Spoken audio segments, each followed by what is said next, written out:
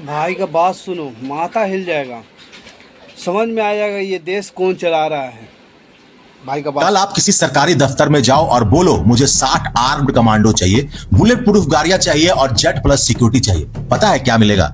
जवाब नहीं, धक्के मिलेंगे। ऑफिसर्स बोलेगा कौन है बे तुम, क्या औकात है, कौन सा कॉन्स्टिट्यूशनल पद है तुम्हारे पास?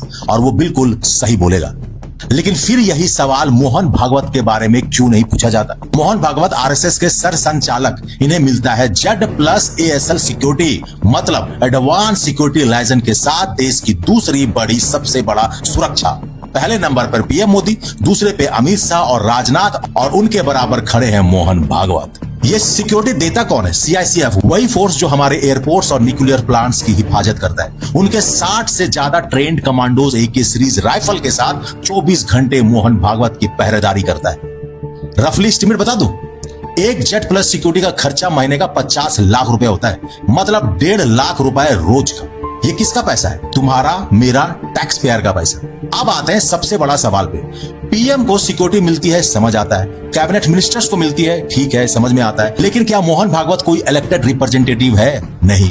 क्या कोई गवर्नमेंट पोजीशन होल्ड करते हैं? नहीं। वो एक प्राइवेट ऑर्गेनाइजेशन के एक मुखिया है। और मजा देखिए दोस्तों, आरएसएस खुद रजिस्टर्ड तक नहीं। तो भाई, अगर संस्था रजिस्टर्ड नहीं है, कोई लीगल एंटिटी नहीं है, तो उनके हेड को पब्लिक के पैसे से एलीट कमांडोज कैसे मिल रहे हैं?